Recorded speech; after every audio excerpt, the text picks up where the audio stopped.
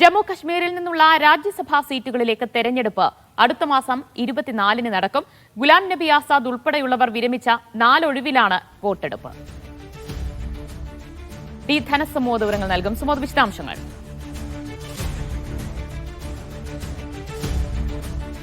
ദിവ്യ പറഞ്ഞ പോലെ തന്നെ ഗുലാം നബി ആസാദ് ഉൾപ്പെടെയുള്ളവരെ 2021-ലാണ് അവർ വിരമിച്ചത്. അതിനുശേഷം ഈ ഒരു 5 വർഷത്തോളമായി ഒരു MP പോലും അവിടെ നിന്നില്ല. കാരണം സഭ പിരിച്ചുവിട്ടിരിക്കുകയായിരുന്നു. പിന്നീട് സഭ പുനഃസ്ഥാപിച്ചു.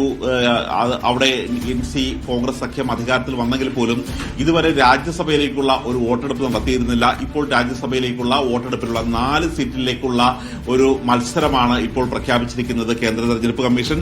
ഇതിൽ നോട്ടിഫിക്കേഷൻ ഒക്ടോബർ 6-ാം തീയതിയായിരിക്കും പുറത്തിറങ്ങുന്നത്. അവസാന തീയതി നാമനിർദ്ദേശ പത്രിക സമർപ്പിക്കാനുള്ളത് ഒക്ടോബർ 13-ആണ്.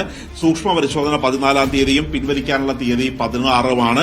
അതിനുശേഷമാണ് വോട്ടെടുപ്പ് നടക്കുന്നത്. ഒക്ടോബർ 24-ാം തീയതി വോട്ടെടുപ്പ് 4 മണിവരെ വോട്ടെടുപ്പ് നടത്തുകയും അതിനുശേഷം അന്ന് തന്നെ വൈകിട്ട് ഫലം പ്രഖ്യാപിക്കുകയും ചെയ്യും. ടി ധനസുമോദാണ് വിശദാംശങ്ങൾ നൽകിയത്. ജമ്മു കശ്മീരിൽ അടുത്ത മാസമാണ്